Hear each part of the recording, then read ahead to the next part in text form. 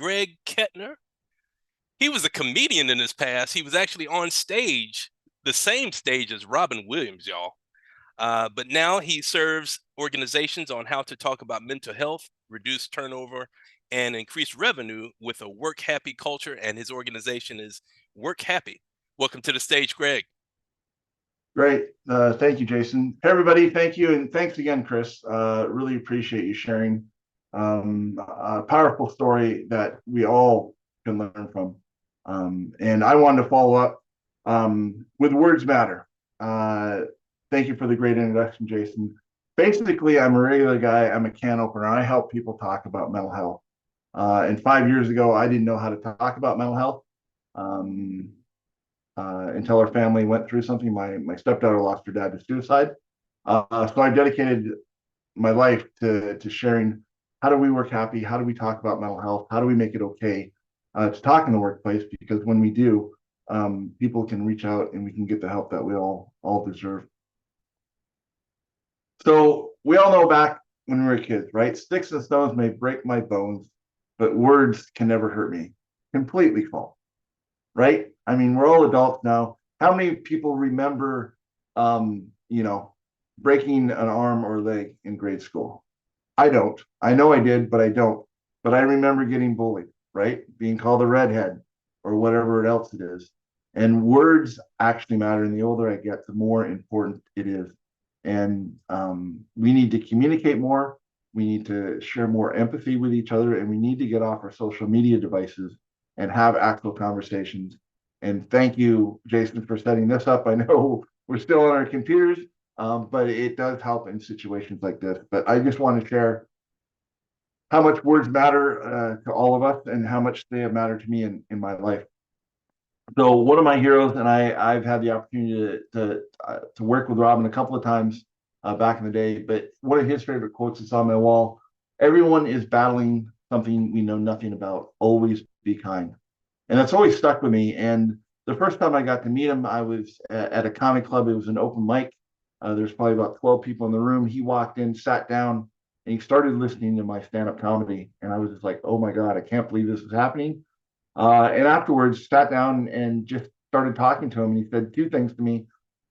He said, "Hey, Greg, you're funny. Keep doing what you're doing." And the other thing he said that I'll never forget, he said, "Keep making people laugh, because you'll never know the difference you'll make in that person's life." And I've always held on to that. And in my mission to help a million people talk about mental health, it's always in the forefront of whatever I do. So let's talk mental health briefly. I will try to get through this. Sometimes I cry, sometimes I don't. But here's my family. Obviously, me. I don't know. Am I a skinny John Goodman or a fat Prince Terry? I'm kind of right in between. In the middle is Brian Regan, one of my favorite stand-up comedians. I've been able to meet him a couple of times. This was the second time that we met him, and then my wife Becky, my stepdaughter Rachel. So Rachel became a big fan because I listened to him all the time, and so I got tickets as a surprise to her to go to the show, and we went to the arena. It's about 45 minutes from here. I used to work there for the hockey team, and so we got into the building. I said, "Hey, Rachel, I'd love to show you where I work." We went down into the bowel. I said, "Hey, that's my office door. Just walk in. You can check out my office." Right? Little white lies to your kids are okay at times. And so she knocked on the door. Brian Regan opens the door and says, "Rachel, thank you so much for coming to my show." And she was blown away. She didn't know what to say. She couldn't talk. And I've never heard that out of her before. She's always a chatterbox. So her and Brian got to hang out for about 5 minutes. And then Becky and I talked to him briefly. And he said, "Guys, thank you so much for coming. Enjoy the show." So we went upstairs to get our tickets from the box office. And because of my connections through another friend, Brian did us a solid, and he switched our tickets. He gave us 3 tickets, front row, dead center. So for 2 hours, our family was just, it was an amazing night. Well, 48 hours later, we found out that Rachel's dad had taken his life. And it was, we didn't know what to do. Becky woke me up at 2:15 in the morning and said, "We need to talk." And we sat on the couch for 4 hours just trying to figure out how to tell a 13-year-old that her dad is gone.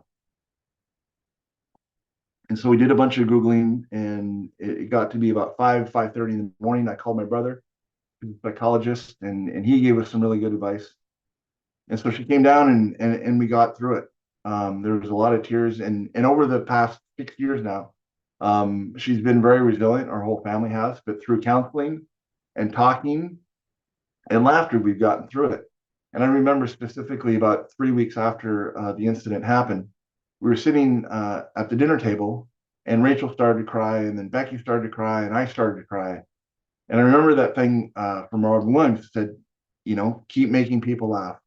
And laughter doesn't take away the pain, it gets us through the pain. And so at the dinner table, I said, all right, time out. We're going to go and watch Brian Regan. So we turned on Brian Regan, and within 10, 12 minutes, we were all laughing again because that thought had left our minds. We were laughing, the endorphins were flowing. So when we talk about it, when we get help, when we reach out, when we hug people, even, if we tell a joke or laugh and we connect with people, it's so, so very important.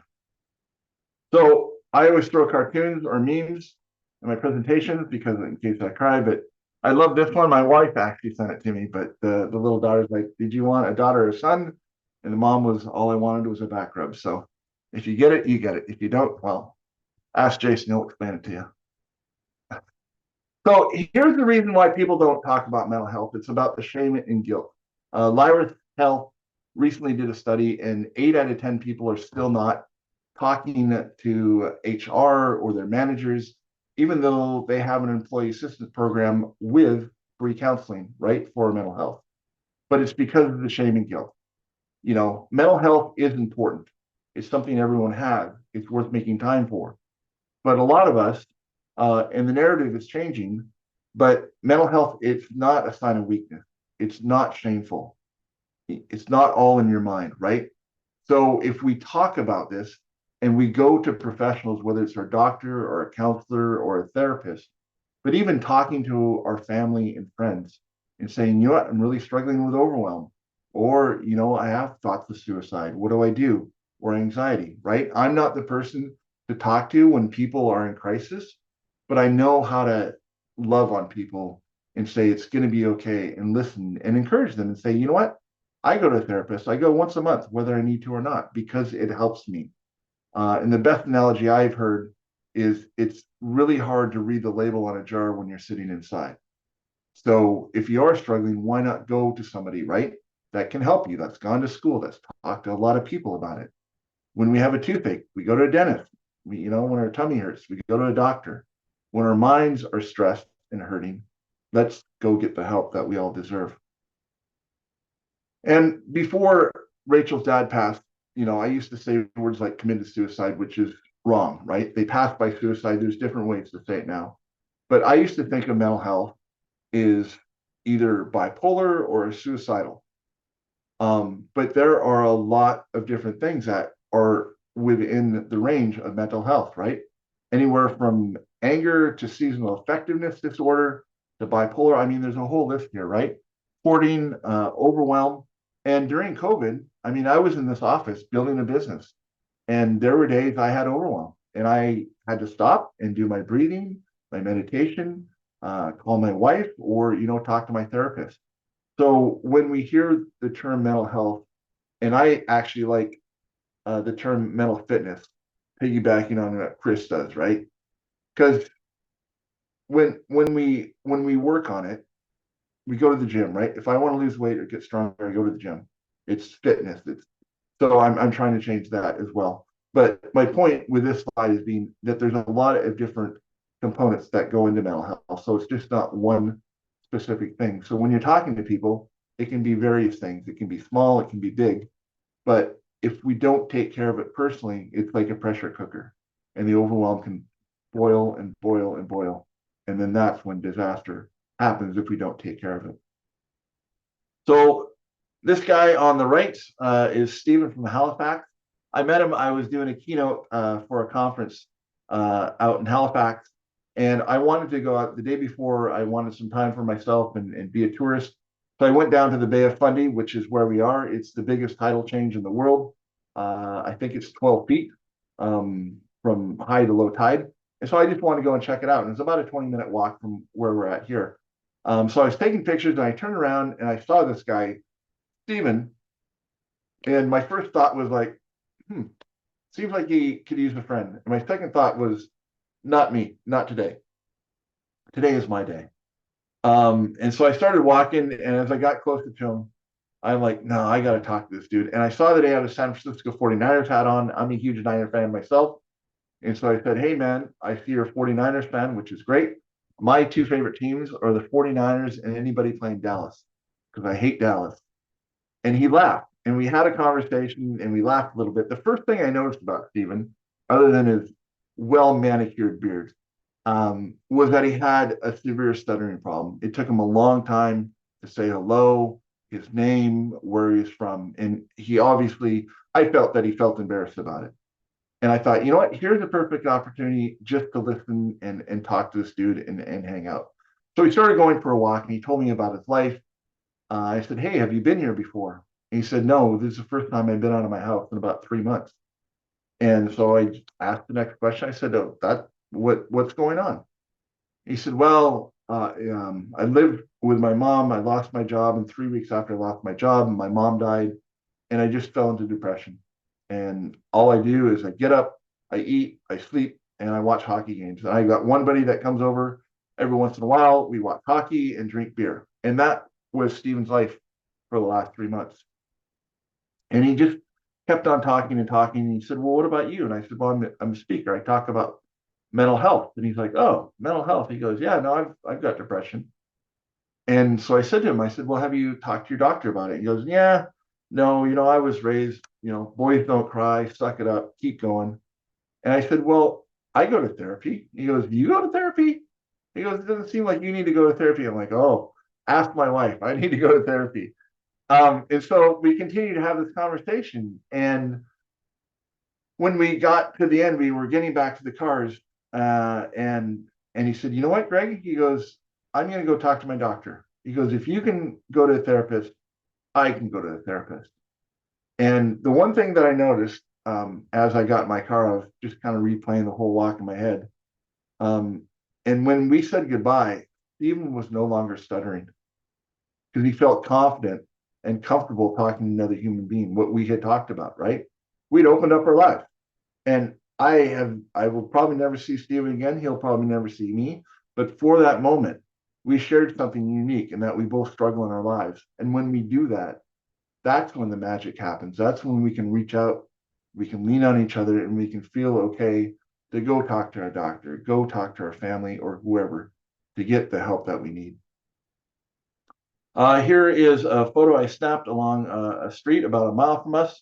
Speed limit was 25 and somebody got a 58 for a high score. So again, a little levity if you need it. Not to take away from what I'm talking about, but it does relax our mind and it helps me to get through some of these slides. So I'll leave you with this story and then just a quick call to action. And I told this story on Sunday. I did my second TEDx talk, and it really resonated with the crowd about how to say you're welcome and whatnot. But this happened 6 months ago. One morning, I woke up and I posted on Facebook 4 words. I had a purple background, and all it said was "You matter to me." And I went about my day and practically forgot about it. A couple of days later, I got a long message in my inbox from a friend we worked together 25 years earlier. And she said, "Thank you so much, Greg, for your post the other day. You have no idea what it meant to me." I was like, oh, okay. So I started reading, and we had kind of kept in touch through Facebook. I knew that she had gotten married, had a kid, was doing trail running and whatnot. And she said, you know what? During COVID, it got very overwhelming and just too much. And my marriage was struggling. My daughter was having trouble in school. Work was rough, and I was going through depression. And she said it's just gotten so much that I had a plan to end my life. I was going to go running, and I knew the trail that I was going to run on. I was going to run off a cliff, and life would be better for everybody else. And now I'm sitting there crying, reading this thing, and she said, "I got up that morning, I saw your post, and thought, I matter to Greg. And we hadn't spoken in 25 years, but she read one post, heard 4 words, and it changed her life. And she was gracious enough to let me tell the story, because now when I tell that story, people think, oh, I can say you matter to me. That's not, whatever. It's a great thing to do. But when words matter, my whole point, words matter. Reach out, talk to each other, tell people that they matter, tell them that you appreciate them, right? Because we're all going through stuff. And when we do, it's much better. So here's the call to action. Mental health crisis line in the US. I'm not sure, Magda, what it is in Canada, but in the US, it's 988. So you can call. There's a licensed professional that'll talk to you and get you the help you need. Also in North America, you can text the word home to 741-741. And again, a licensed professional will be able to help you out. But again, talk to your partner, talk to your husband, talk to your wife, boyfriend, girlfriend, kids, friends, whoever, HR, right? If you're struggling, even if it's mild anxiety, say, you know what, I'm struggling with this. How do I get help? Or talk to your doctor, talk to your counselor, but reach out. When you're struggling, or when you think one of your friends might be struggling, reach out and have a conversation, because we can literally change lives by having conversations. So again, number one, reach out when you're struggling. Reach out when you see other people are struggling. And number three, you matter to us. We all matter to each other. I know we're strangers on Zoom, but after this conference, we're going to be friends and we can continue the process. So here's a QR code. If you're interested in connecting with me later on, I think in the chat, I can put my my link to you guys as well too. But thank you for listening. And thank you just for, being people that that can help other people, right? We just need to have conversations, because like Robin Williams said, everyone you meet is fighting a battle you know nothing about. Always be kind. Thank you, Jason. I appreciate the opportunity.